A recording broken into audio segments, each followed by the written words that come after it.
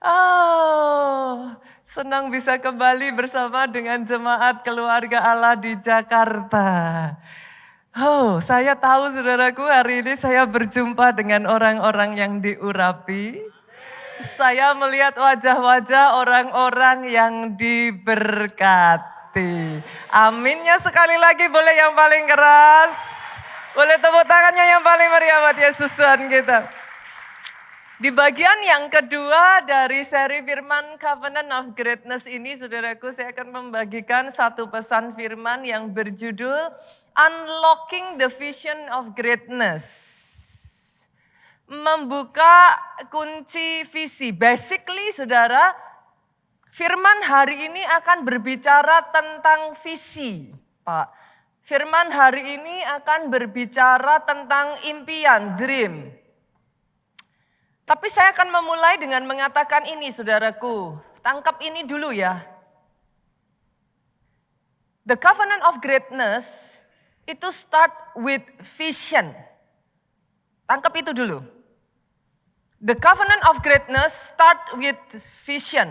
Pada saat Tuhan berjanji kepada Abraham untuk membawa Abraham ke tempat berlimpah susu dan madu, which is kalau itu di dalam kehidupan saudara, ke tempat di mana promised land, janji di dalam kehidupan saudara itu, Tuhan berfirman kepada Abraham.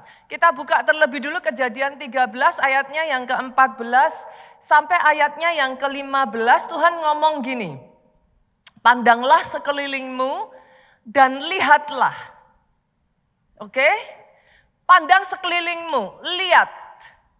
Dari tempat engkau berdiri, now saat ini posisimu ada di mana, situasi kondisimu seperti apa.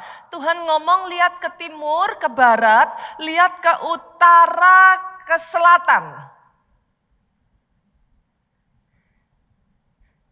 Ayat ini sedang berbicara tentang visi, yes. Adalah janji Tuhan untuk memberikan tanah itu kepada Abraham, yang mengerti katakan amin. Tetapi Abraham hanya akan bisa menerima janji itu, mendapatkan janji itu kalau dia bisa melihat. Dibutuhkan eyes to see, visi. Mata roh untuk bisa melihat, maka dengar ini ayat yang ke-15 saudaraku, semuanya yang bisa dilihat Abraham, sejauh apa Abraham bisa melihatnya, seluruh yang kau lihat itu akan kuberikan kepadamu dan kepada keturunanmu untuk selama-lamanya. So basically once again ayat ini berbicara tentang vision. Sejauh apa engkau bisa melihat itu akan diberikan kepadamu. What you see is what you get. Hal yang sama terjadi saudaraku pada Elisa, pada saat Elia akan terangkat. Elisa minta satu hal. Either itu yang Tuhan, kadang di dalam kehidupan kita saudara ngerti yang saya katakan. Ada sesuatu itu yang Tuhan kasih, tapi ada sesuatu itu yang munculnya dari hati. Saudara bisa nangkep yang saya maksudkan? In this case, Elisa itu minta. Kita buka ya, kita lihat ayatnya ya. Dari 2 Raja-Raja pasalnya yang kedua, ayatnya yang ke-9 sampai ayatnya yang ke-10. Apa permintaan Elisa? Elisa minta, biarlah kiranya aku mendapat 2 bagian dari rohmu. Artinya apa Bapak Ibu? Elisa minta 2 kali lipatnya Elia. Pada saat Elia mendengar permintaan Elisa itu, dia ngomong, yang kau minta sukar. Tapi Jika engkau dapat melihat, it got to do something dengan penglihatan lagi saudaraku. Vision. Kalau engkau dapat melihat aku terangkat daripadamu, akan terjadilah kepadamu seperti yang demikian. Tapi perhatikan, ayat ini tricky saudara. Jika tidak akan terjadi. Once again dari ayat ini saudaraku, seeing berbicara tentang vision. Kalau engkau bisa melihat, maka terjadi. Kalau engkau tidak bisa melihat, tidak terjadi. What you see is what you get. Oke, saya bawa satu-satu ya Bapak Ibu ya. Saya taruh dulu landasannya supaya saudara nangkep dulu.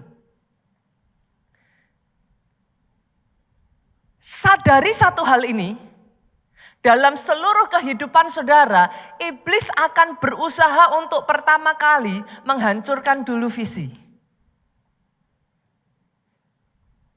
Karena permulaan the journey itu dari situ. Jadi visinya akan dihancurkan dulu. Dalam kehidupan Simson, itu yang terjadi Bapak Ibu. Hakim-hakim kita lihat pasalnya yang ke-16 ayat 20 sampai 21. Saya bacakan. Berserulah perempuan itu, orang Filistin menyergap engkau Simson, ini Delila yang ngomong ya. Maka terjagalah ia dari tidurnya serta katanya seperti orang yang sudah-sudah, aku akan bebas dan meronta lepas. Tetapi tidaklah diketahuinya bahwa Tuhan telah meninggalkan dia. Orang Filistin itu menangkap dia. Lihat ini saudaraku, mencungkil kedua matanya, membawanya ke Gaza. Di situ ia dibelenggu dengan 2 rantai tembaga dan pekerjaannya di penjara ialah menggiling. Saudara bisa memperhatikan ini enggak? Yang lucu adalah mereka tidak memotong kakinya, mereka tidak mematahkan kaki ataupun tangannya. Apa yang mereka lakukan? Mereka mencungkil matanya. Kenapa saudaraku? Visi itu punya kekuatan yang besar. Kenapa semuanya itu dimulai dari visi? Visi itu somehow bisa membawa semangat. Visi itu brings hope. Kalau saudara tidak bisa melihat, you will not gonna get it gitu. Semuanya dimulai dari visi. Itu sebabnya pada saat Tuhan berbicara di dalam kehidupan Samson, kalau iblis tidak bisa menggagalkan panggilan dalam hidup Samson, dalam kehidupan kita iblis akan berusaha lakukan itu Pak. Jangan kaget, jangan heran. Saudara jangan pernah berpikir janji Tuhan jatuh dari langit blak begitu aja saudaraku. Yes, Tuhan maunya begitu. Tapi musuh akan selalu berusaha menghalangi saudara dari janji itu tergenapi. Come on, jangan jadi orang Kristen cengeng. Yang ketika itu terjadi terus saudara bilang, kenapa Tuhan izinkan? No, ambil itu bagianmu. But you got to be able to see. Saudara harus bisa melihat terlebih dulu. What you see is what you get. Dalam kasus Simson, saudaraku, kenapa tidak tangan dan kakinya tetapi matanya? Karena begitu Simson tidak bisa melihat, dia kehilangan pengharapannya. Amsal 29 ayatnya yang ke-18 bagian A mengatakan seperti ini saudaraku. Bila tidak ada wahyu menjadi liarlah rakyat. Dalam bahasa Inggrisnya agak sedikit berbeda. Where there is no vision, ketika tidak ada visi, my people perish. Perish itu di dalam bahasa Indonesianya mati, binasa. Tetapi di dalam tragic konteks yang tragis. Ketika tidak ada visi, umatku binasa. Umatku mati. Boleh enggak Bapak Ibu saya mengambil waktu sejenak dengan kedua tangan saudara, boleh enggak taruh di mata saudara? Bersama-sama saya deklarasikan sejak dari hari ini engkau punya mata yang bisa melihat. Sejak dari hari ini semua mata yang selama ini dibutakan, mata yang tertutup terbuka kembali. Engkau tidak lagi berjalan di dalam kegelapan, perkatakan saudaraku. Engkau tidak lagi dibutakan oleh keinginan daging, keangkuhan hidup, pemikiran manusia. Tapi engkau berjalan di dalam tujuan ilahi Tuhan. Jadi. Aminnya boleh yang paling keras. Tepuk tangannya boleh yang paling meriah buat Yesus Tuhan kita. Itu sebabnya saya akan membawa saudara untuk sedikit melihat terlebih dulu apa yang terjadi sejak Simson kehilangan penglihatannya gitu. What happened? After itu apa yang terjadi saudara? Yang pertama saudaraku, sejak Simson matanya menjadi buta, dia itu diikat pada sebuah batu penggilingan besar saudara. Dan setiap hari yang dia lakukan hanya berputar-putar. Ini yang pertama yang terjadi. Hanya berputar-putar. Orang yang kehilangan visi dalam kehidupannya Pak, hidupnya akan berputar-putar. Porosnya kecil, every single day dia akan stuck. Bu, orang yang tidak punya visi dalam hidupnya jadi boring. Saudara akan melihat satu demi satu, saya akan menunjukkan kepada saudara what happened.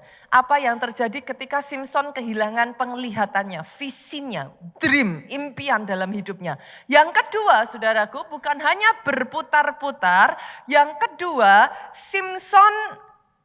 hidup Simson menjadi tidak maksimal. Padahal di saat kelahiran Simson, saudaraku, Simson ini Pak sudah dinubuatkan menjadi penyelamat bangsa Israel dari Filistin. Kita lihat ya, Hakim-Hakim pasalnya yang ke-13, ayatnya yang ke-5. Sebab engkau akan mengandung dan melahirkan seorang anak laki-laki, kepalanya tidak akan kena pisau cukur, sebab sejak dari kandungan ibunya, anak itu akan menjadi seorang nasir Allah. Dan dengan dia akan mulai penyelamatan orang Israel dari tangan orang Filistin. Simson ditentukan menjadi orang yang besar, saudara. Rencana Tuhan atas kehidupannya besar. Boleh nggak saya perkatakan satu persatu di dalam kehidupan saudara? Rencana Tuhan atas hidupmu besar. Firman Tuhan minggu lalu tangkap dulu saudaraku. Sampai itu apa? Merasuk di dalam diri saudara. Rencananya atas hidupmu besar. Jangan terima apapun sebaliknya. Engkau ditentukan jadi besar. Tetapi ketika Simson kehilangan visinya, ketika Simson kehilangan penglihatannya, saudaraku, dia shrinking. Dia yang seharusnya dibawa punya kemuliaan yang begitu besar, hanya bisa sampai di titik tertentu, Pak. Vision itu sehebat itu, saudara. What you see is what you get. Kalau engkau salah melihat, Alkitab mencatat, maka butalah seluruh tubuhmu, gelaplah seluruh tubuhmu. Yang ketiga, nah ini yang paling menyedihkan, saudara. Saya tuh kalau baca ayat ini, saya sedih sekali, saudara. Saya nggak yakin, saudara. Hopefully saudara siap mendengar apa yang saya katakan. Yang ketiga, hidup tanpa visi itu menyenangkan iblis. Hakim-Hakim 16 ayatnya yang ke-25 ngomong gini. Ketika hati mereka riang gembira, berkatalah mereka, panggillah Simson untuk melawak bagi kita. Saya nggak tahu dengan saudara ya, saya kalau baca ayat ini sedih sekali saudaraku.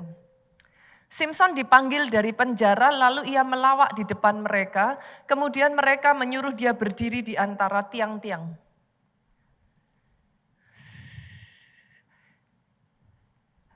Tahukah saudara, hidup tanpa visi membuat engkau menjadi lawaan buat iblis.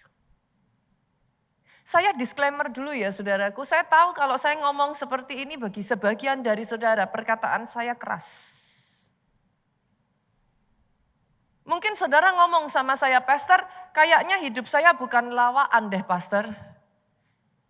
Sadarkah saudara, seorang sebesar Simson saudaraku, seorang dengan destiny sehebat itu, orang yang di atas rata-rata punya power sebesar itu, menjadi bahan tertawaan, menjadi badut saudara. Sebagian dari saudara juga mungkin berkata, Pastor, hidup saya juga bukan lawaan. Saya disclaimer ya saudaraku, hopefully setelah saya mengatakan ini, saudara tetap mengasihi saya. Pernahkah saudara berpikir, orang Kristen yang harusnya powerful, engkau ditentukan untuk berkuasa loh saudaraku. Bahkan Alkitab mencatat semesta menantikan perwujudan manifestasi dari anak-anak Allah. Sehebat itulah Tuhan menentukan engkau, tetapi betapa menyedihkan banyak orang Kristen kalah dengan dirinya sendiri. Kalah dengan dagingnya, kalah dengan dosa, kalah dengan masalahnya, dan menjadi lawaan buat iblis. Saya tahu perkataan saya ini enggak enak, saudara. Tapi berapa banyak orang Kristen karena engkau tidak bisa melihat, engkau kehilangan the vision, hidupmu jadi gelap. Engkau terus berputar-putar pada pemikiranmu sendiri, apa yang kau pikir benar. Dan tanpa kau sadari, you destroy your own life. Engkau menghancurkan kehidupanmu sendiri. Sorry, apakah itu tidak disebut sebagai lawaan saudaraku? Orang-orang yang destined to be great, orang-orang yang ditentukan jadi besar, ada di posisi yang terus terpuruk saudara. Yang paling menyedihkan dari ayat ini saudaraku, adalah ketika Simson kehilangan visinya, basically hidupnya is a ruin. Izinkan saya membacakan ayat ini kepada saudara, Efesus 2 ayatnya yang ke-10.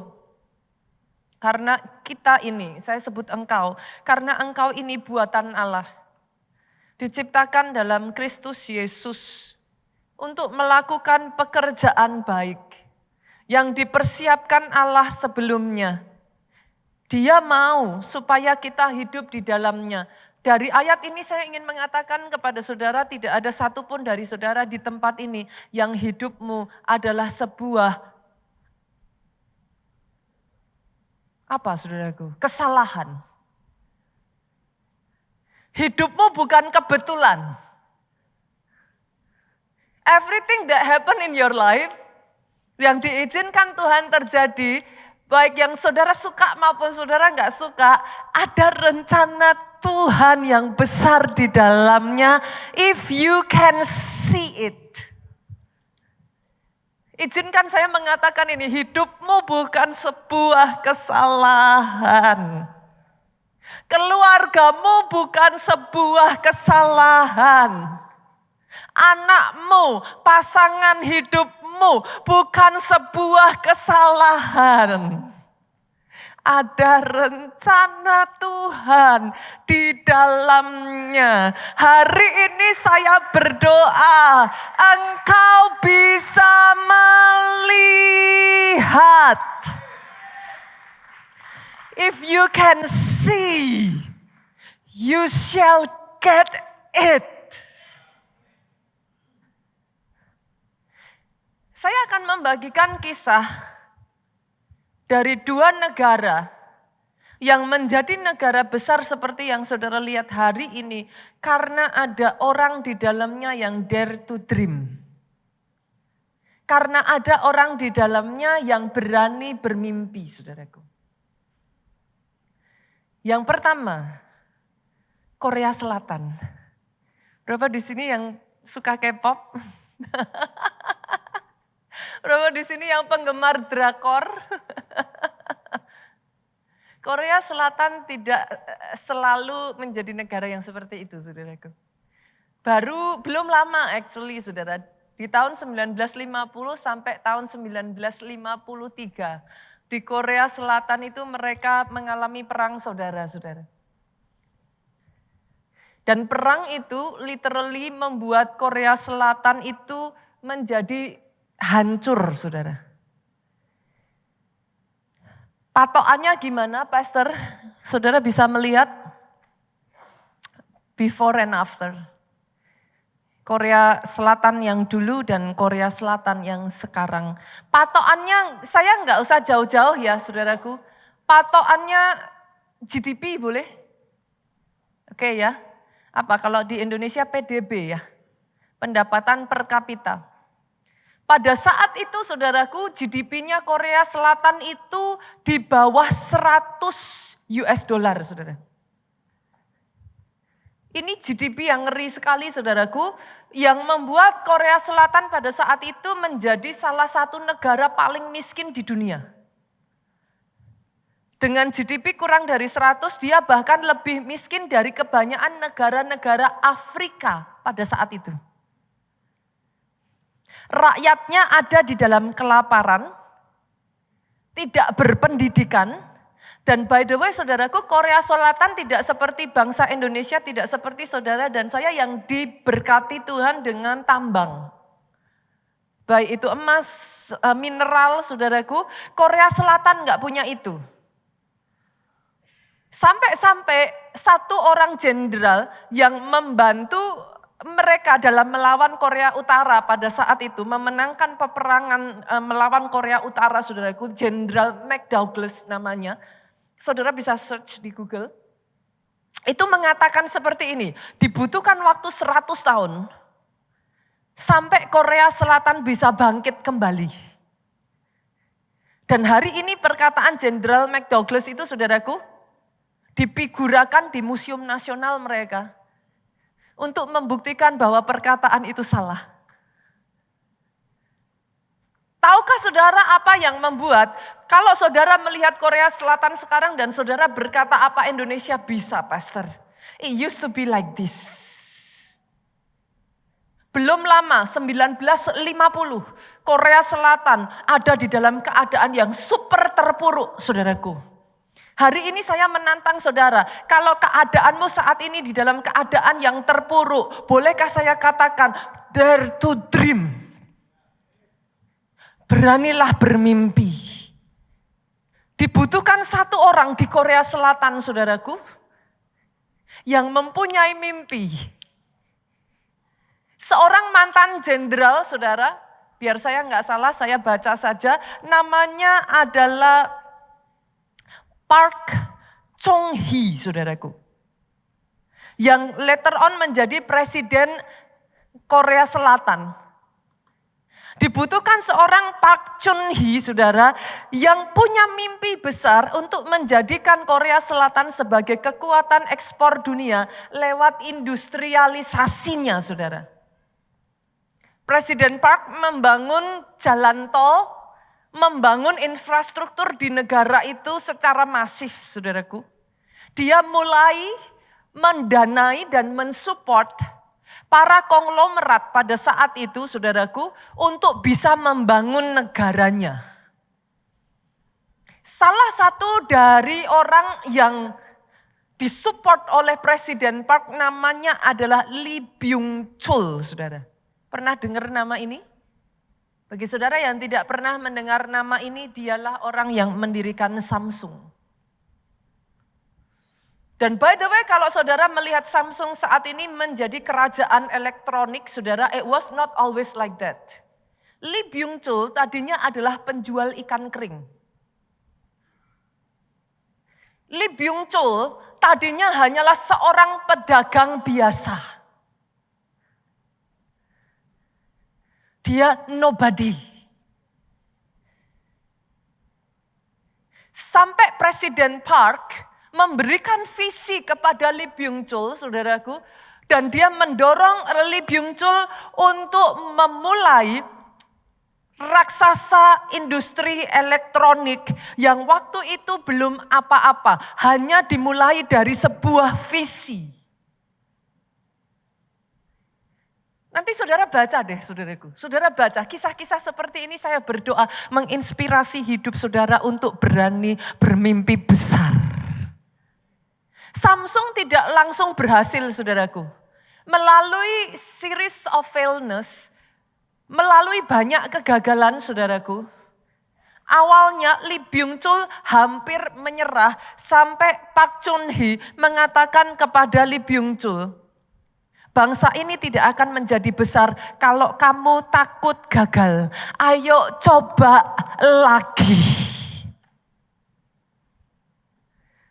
Sampai akhirnya Samsung menjadi Samsung yang saudara lihat hari ini. Dari GDP less than 100 US dollar saudaraku. Saat ini Korea Selatan sudah memiliki GDP lebih dari 30.000 US dollar. Menjadi salah satu negara paling maju di Asia. Semuanya dimulai dari satu orang yang terlepas dari apa yang dikatakan orang lain.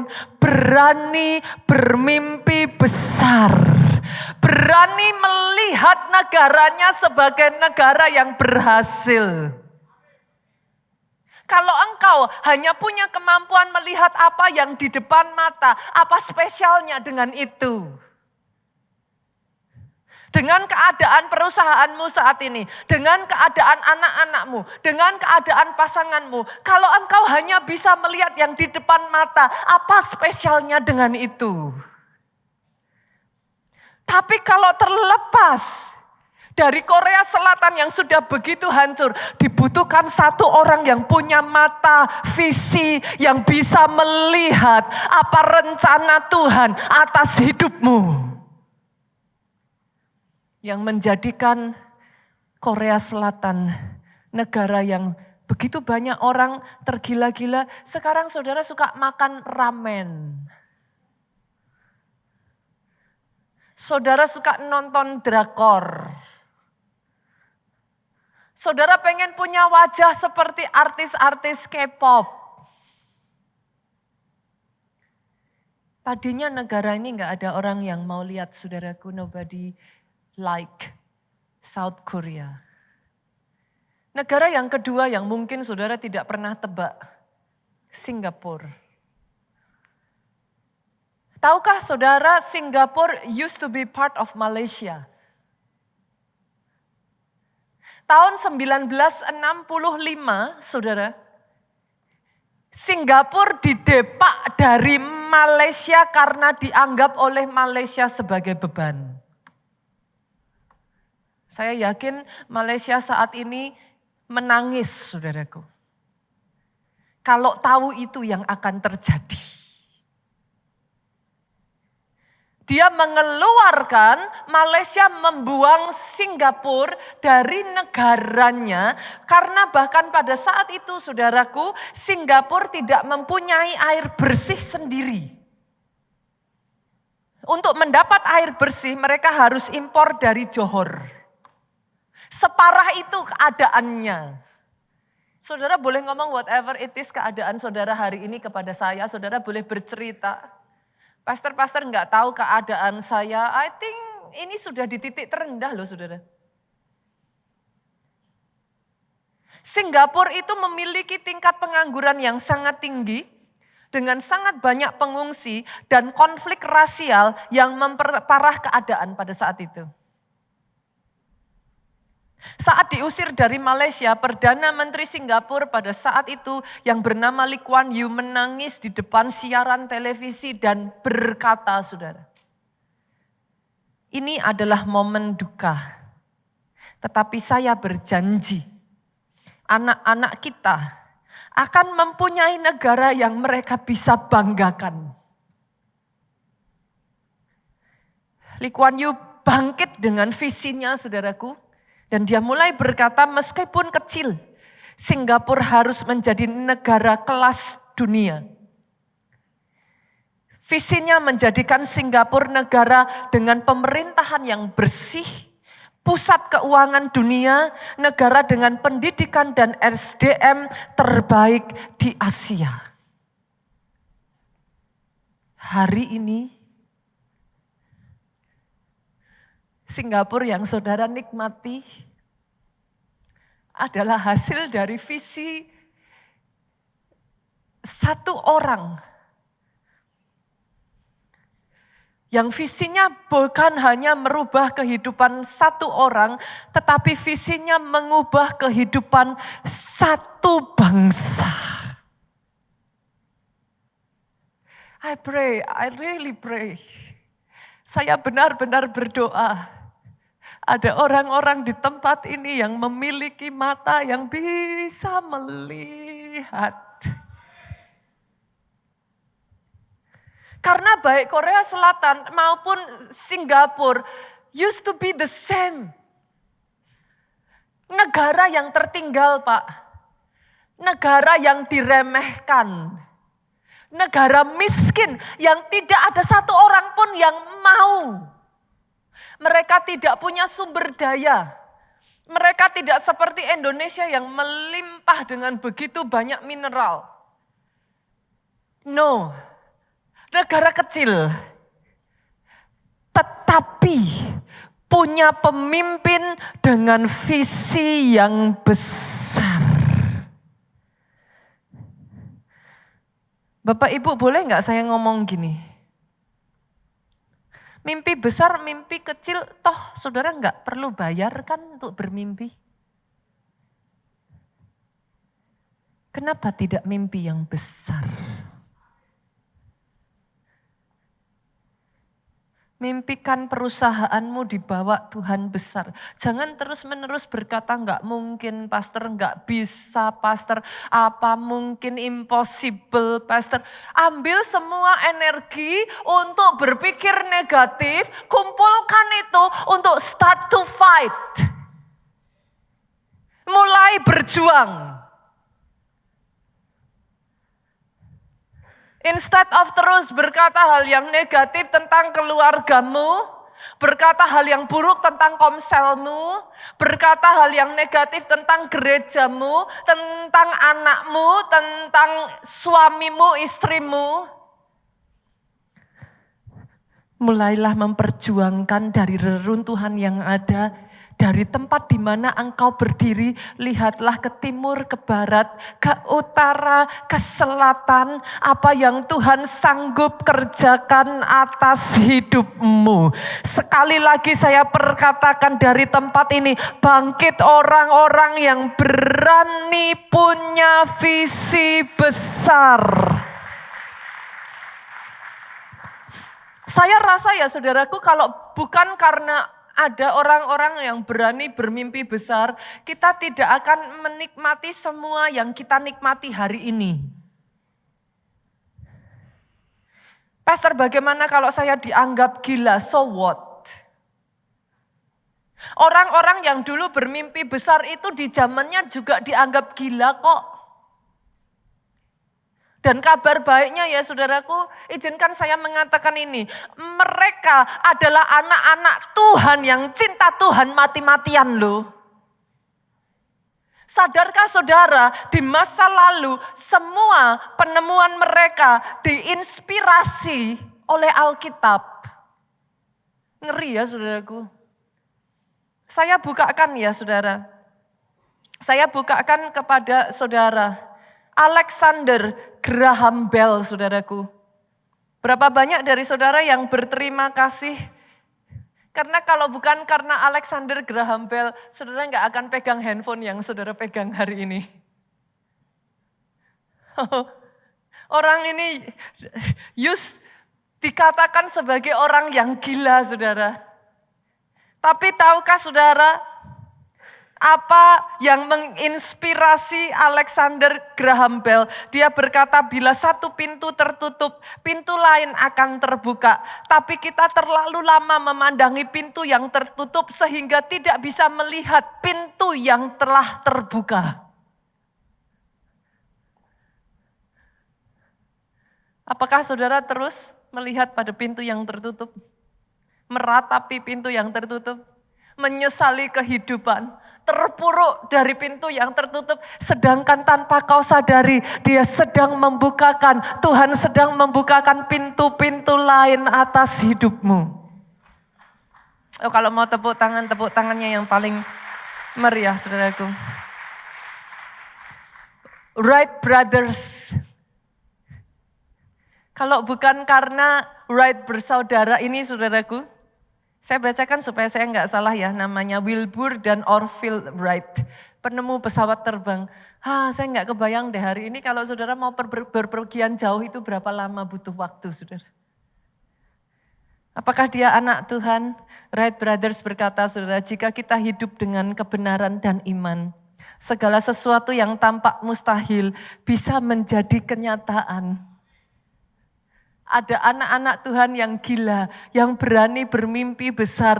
Di zamannya orang-orang ini disebut lunatic, crazy, gila. Di mana anak-anak Tuhan hari ini? Saya jujur ya saudaraku, ketika saya membaca kisah-kisah ini ya, itu membuat saya menangis, saudara. Orang-orang besar di zaman itu mereka adalah anak-anak Tuhan yang rajin membaca Alkitab.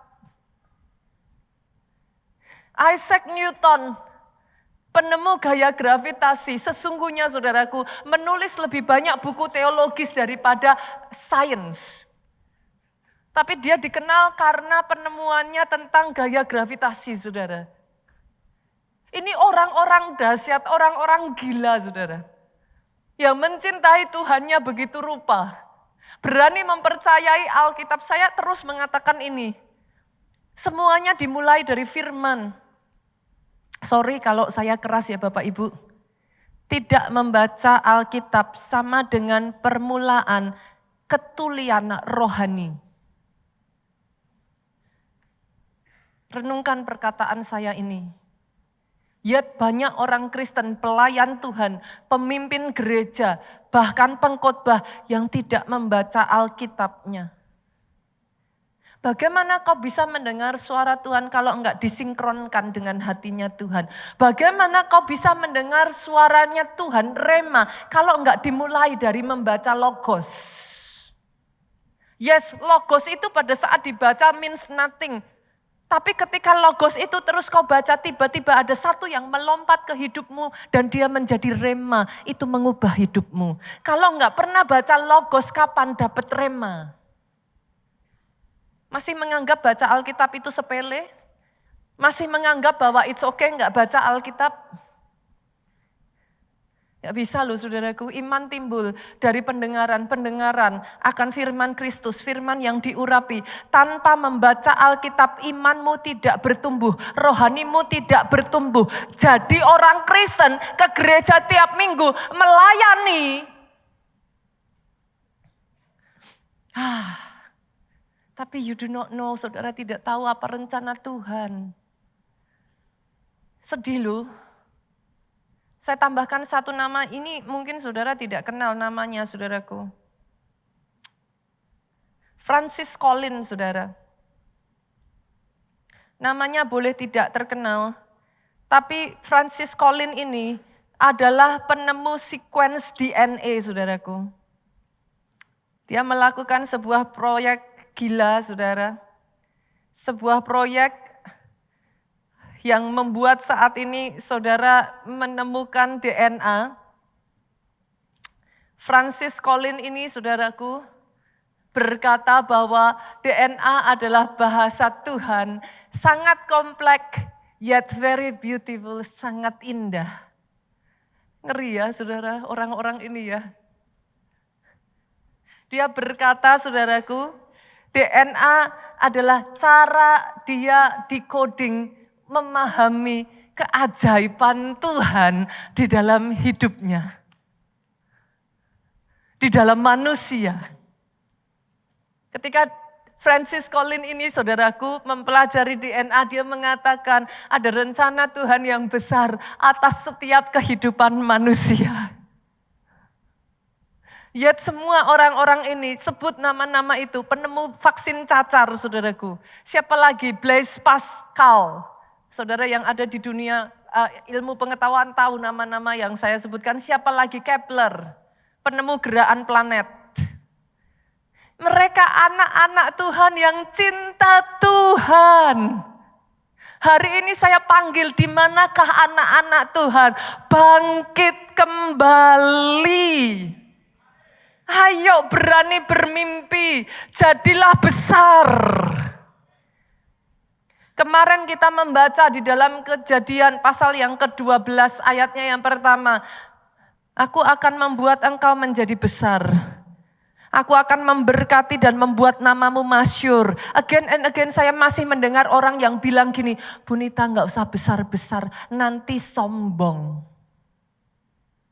Sorry Bapak Ibu. Gak usah jadi orang kaya, nanti sombong. Ada banyak orang kecil tapi juga sombong tuh Bapak Ibu. Kalau bicaranya soal sombong ya that's two different thing.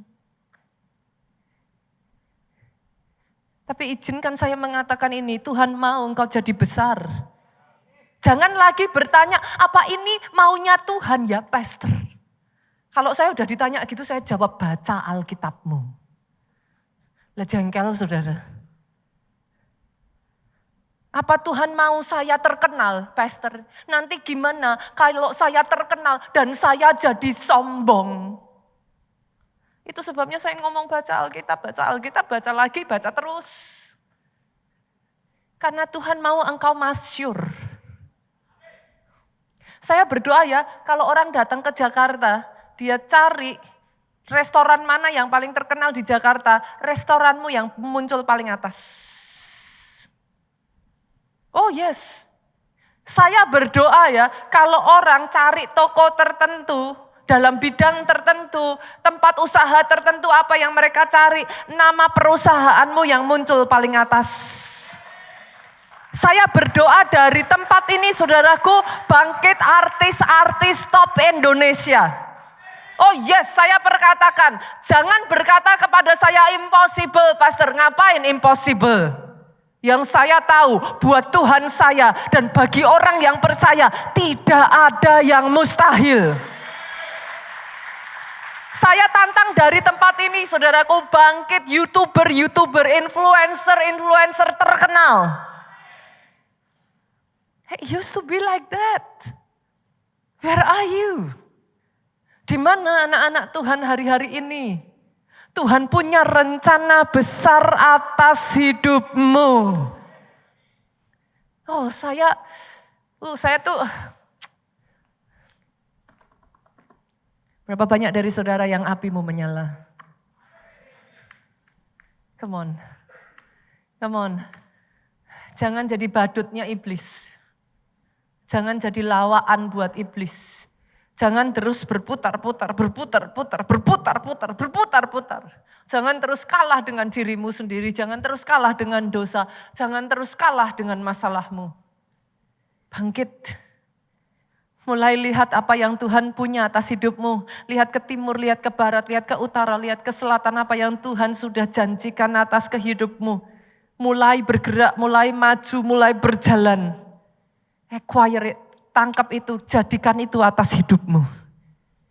I'm looking forward, saya menanti-nantikan manifestasi pernyataan anak-anak Tuhan di tempat ini. Pastor, apa yang harus saya lakukan, Pastor?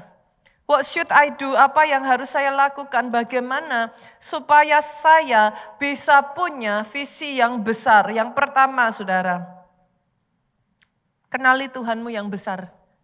Saya bukakan dulu ya, 1 Tawarik 22 ayat 5. Poin-poin yang saya bagikan terdengar simpel ya saudara.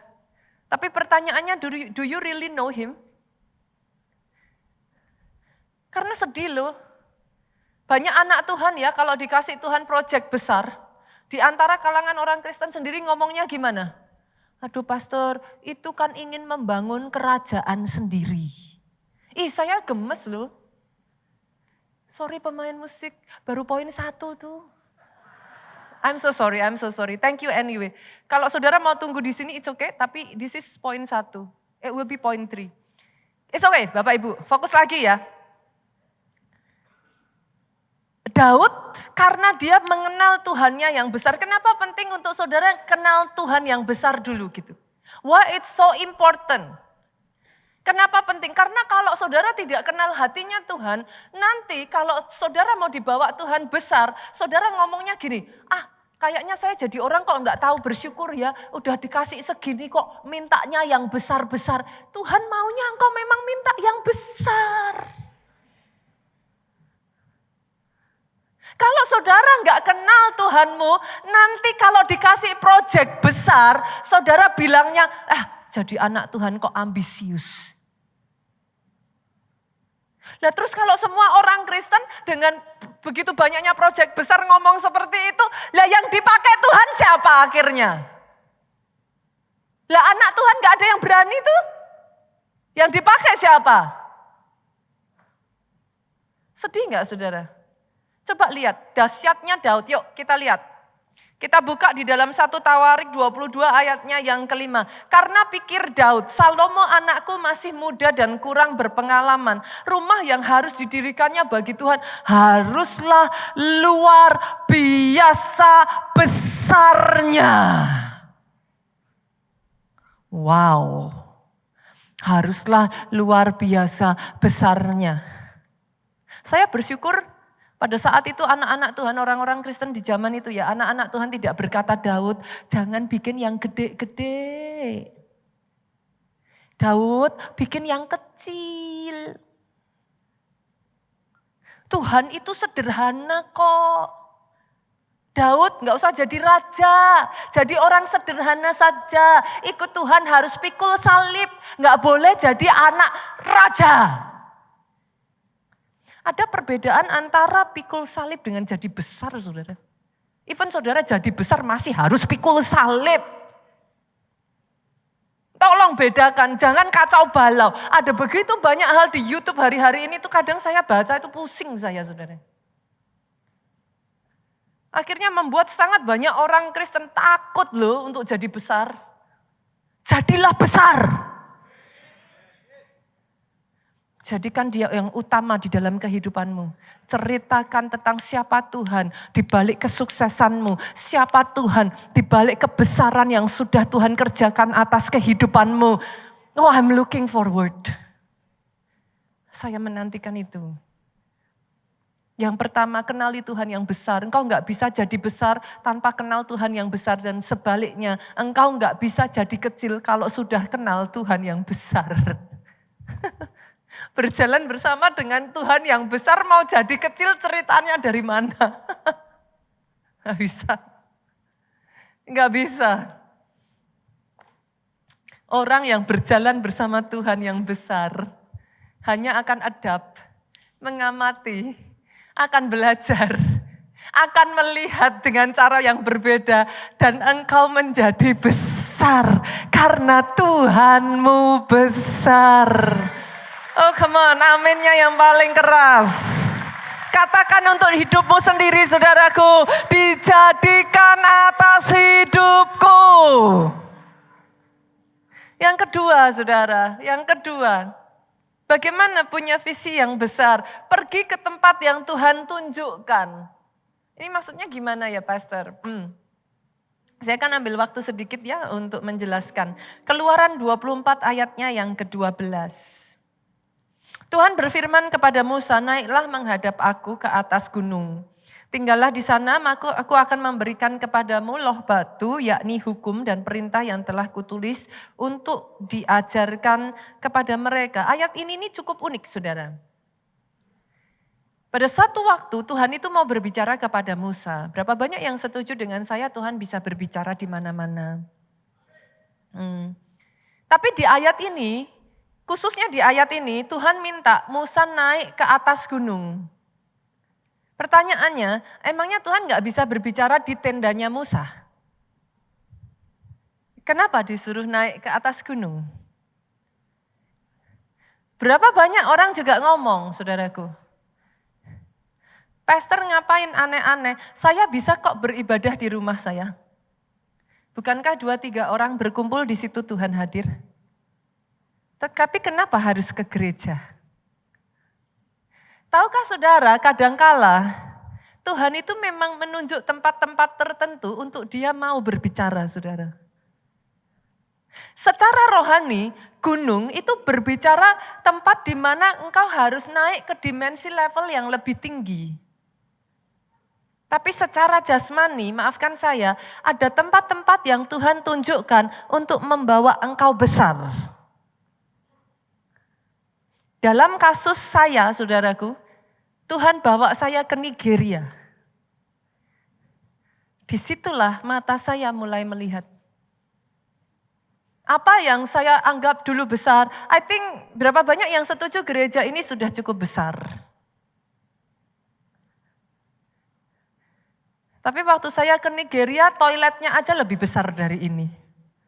Terus saya berpikir gitu, ya ampun, miris ya gitu. Dari situlah saya mulai dream. Ketika mata saya melihat ke kiri, ke kanan, ke depan, ke belakang. Ini gereja kok sebagian mengatakan 55.000 hektar, saudara. Sebagian mengatakan itu sudah sekian belas tahun yang lalu. And then I start to see. Ternyata bisa ya. Ternyata mungkin ya. Ada sebagian dari saudara, Tuhan bawa saudara ikut UC. Senggol kiri kanan dong, yang belum ikut UC tahun depan ikut, saudaraku. Daftarnya dari sekarang. Semakin lama saudara tunggu, makin mahal. Gereja happy sih saudara. Dengan cara itu saudara mensupport. Karena harganya tambah mahal kan. Tapi no, saya berharap daftar sekarang mumpung harganya masih murah. And then start to see. Lihat, ada sebagian dari saudara dalam hal ini Pastor Obaja Tuhan bawa dia ke Korea Selatan. Ada tempat-tempat tertentu saudaraku. Pada saat saya datang ke Nigeria, I do not know what to do. Tapi boleh nggak multimedia?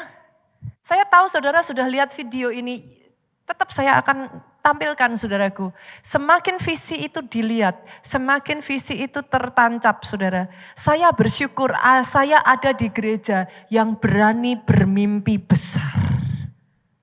Saya ada di gereja yang tidak cukup hanya hal yang kecil saja. Saya ada di gereja yang excited untuk dibawa Tuhan besar. Multimedia boleh dimunculkan, silahkan.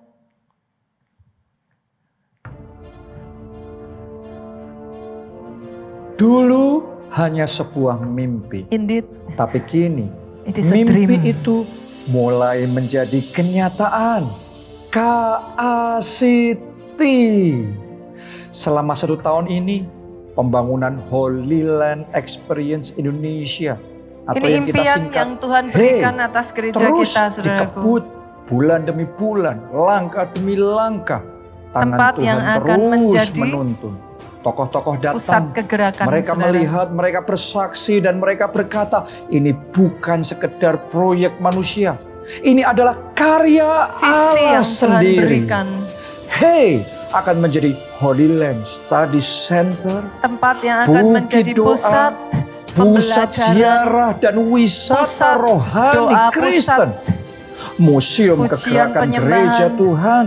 Museum di mana saudara Counseling nantinya bisa Center melihat Indonesia, seperti apa bahkan pergerakan yang pusat Tuhan kerjakan. Wedding Kristen Indonesia dan pusat retreat Holy Land Tempat di mana Indonesia. tentara-tentara Allah dibangkitkan. Yang kedua, SKPNK. Dari tempat ini juga nanti akan dibangun memasuki sekolah babak saudaraku baru. yang akan mendidik Sebuah anak-anak lompatan Tuhan. iman menuju masa Menjadi depan orang-orang yang lebih terpelajar, dahsyat yet berani dari bermimpi sebelumnya. besar. Awalnya kita berpikir untuk memindahkan sekolah dari gedung lama Saudara yang yang disewa kemarin ke datang KACT. ke gereja Tapi kita ternyata yang ada di Widuran rencana Solo. Tuhan jauh lebih Berdoa besar. saudaraku, Tuhan akan Di kota pakai, Solo sendiri, Tuhan akan SKPNK ubah. akan Kita pindah akan going di tempat toward milik this kita direction, sendiri. saudara. Berkolaborasi menjadi Nantinya satu akan diubah dengan dan dirombak, gereja keluarga saudaraku. Allah di Solo Widuran.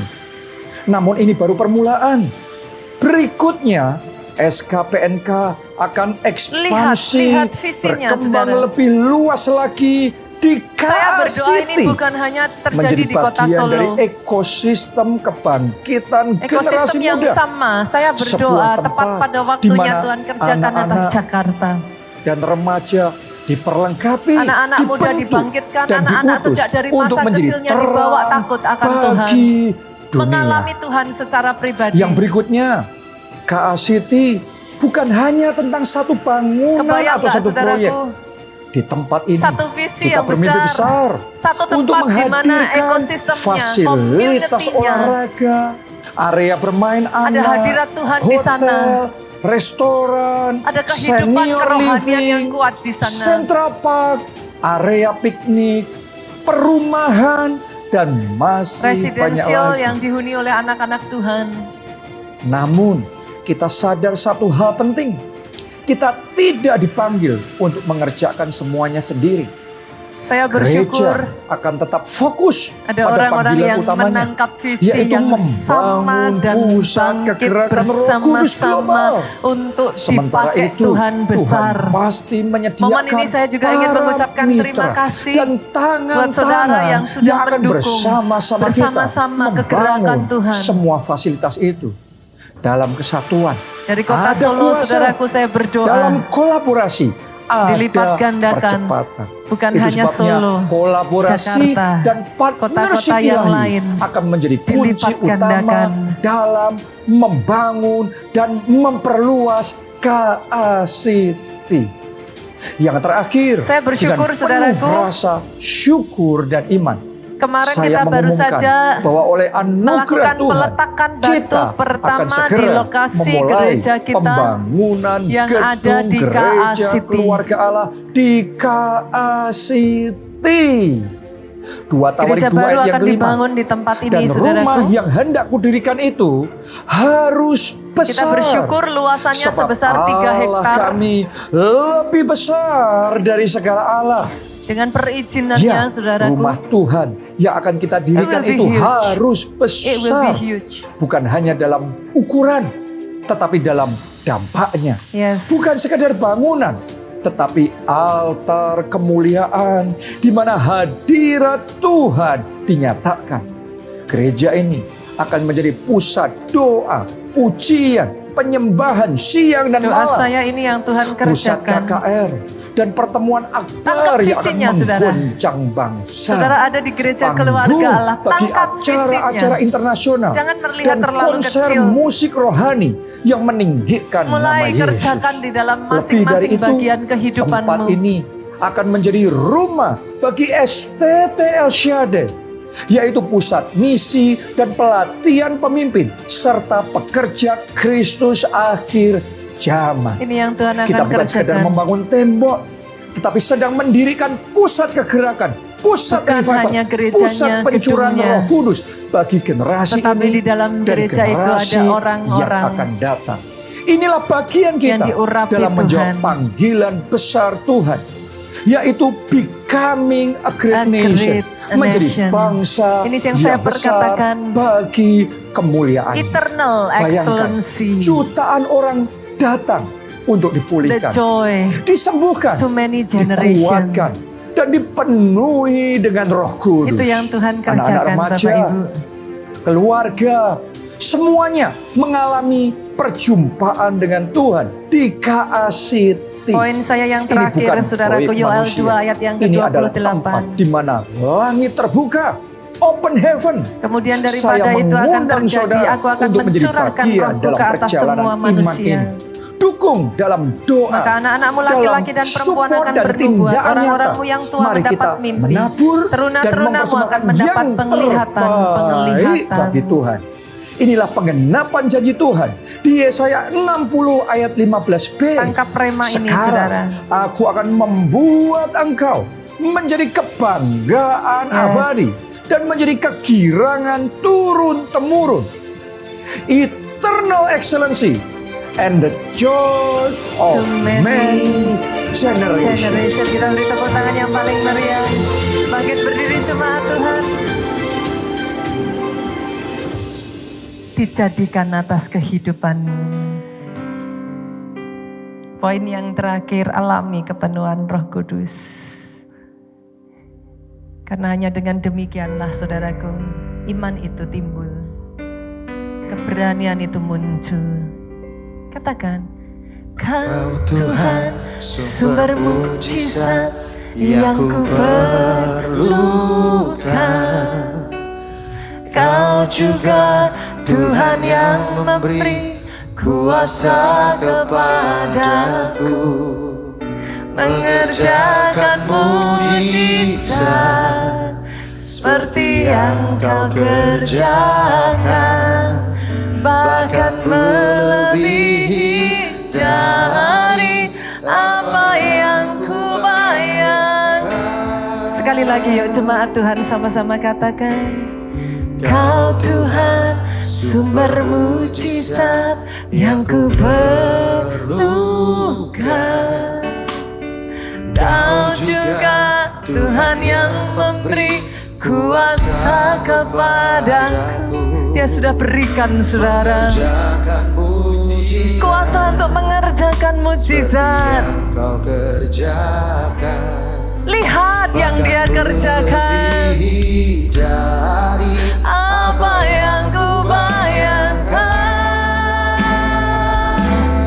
Melalui kuasa pujian hadirat-Mu dinyatakan, mengerjakan mujizat bersama-Mu Tuhan. Dengar ini, berpikir di dalam roh, berdoa di dalam roh.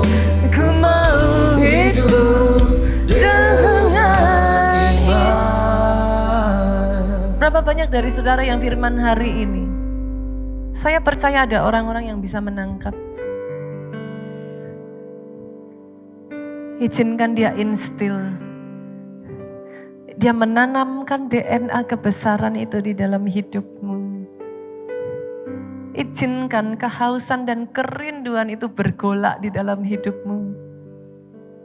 Jangan mau jadi kecil saudaraku. Jangan pernah terima kalau toh keadaanmu saat ini sedang terpuruk. Katakan pada dirimu firman minggu lalu, ini bukan tempatku. Aku tidak seharusnya ada di dalam keadaan seperti ini. Sebab ada rencana Tuhan yang besar atas hidupku. Aku tidak boleh terus terpuruk. Aku tidak boleh terus ada di dalam keadaanku saat ini. Keluar dari dirimu saudaraku. Dan mulai tangkap, mulai terima itu. Mulai lihat ke timur, ke barat, ke utara, dan ke selatan. Apa yang mau Tuhan kerjakan atas kehidupanmu? Mulai tangkap. The covenant of greatness start with a vision. Melalui kuasa pujian hadirat-Mu dinyatakan, mengerjakan mujizat bersama-Mu Tuhan.